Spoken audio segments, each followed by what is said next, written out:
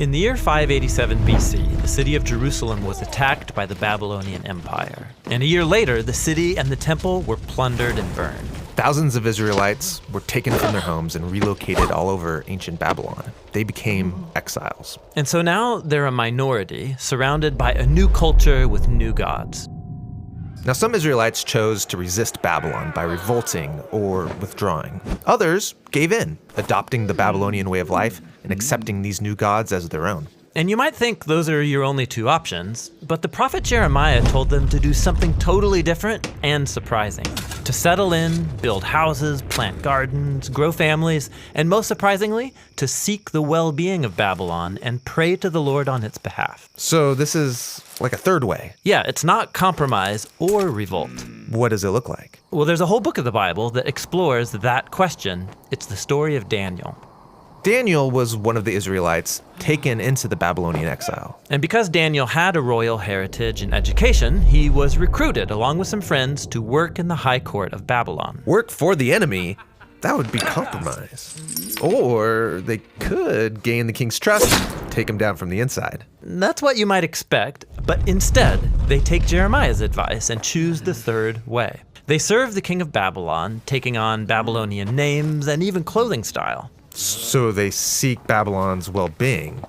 But in doing so, aren't they just giving up their heritage? It could seem that way, but actually they aren't. As you read on, the story focuses on moments where they draw the line, and they choose faithfulness to their God and resist the influence of Babylon. So, for example? Well, like when they're commanded to bow down to the idol of Babylon and give allegiance to the king as if he's a god. They won't go that far. Right. This is where you see their true loyalty. It requires them to critique Babylon's idolatry of power, its arrogance, its injustice, but they do it non-violently by laying down their lives. And so God vindicates Daniel and his friends for their faithfulness. So they would serve Babylon, seek its well-being, but their loyalty was always to God. Yeah, this is what Jeremiah was envisioning. The way of the exile is a combination of loyalty and also subversion. So they're still exiles, but don't Daniel and his friends long to go home? Yes. In fact, Daniel believed that God was going to send a ruler to bring down Babylon and create a true kingdom of peace. When did he think this ruler would come? Well, at first he thought within his lifetime, but then he had a dream where he found out that after Babylon would come another oppressive empire, then another, then another. And so Babylon did fall, and Israel did get to go back home, but now they're ruled by Babylon's successors. And so they maintained the mindset of an exile, waiting for their true home to come to them. And they continued the same practice of loyalty and subversion to any new versions of Babylon that came along.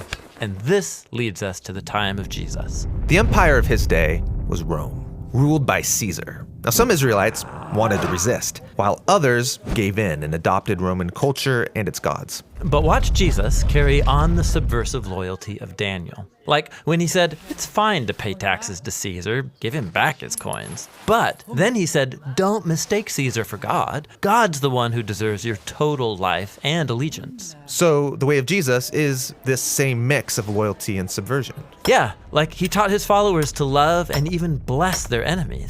But he also got arrested for speaking out against the corrupt leaders of Jerusalem and Rome. He critiqued their idolatry of power, and it cost him his life.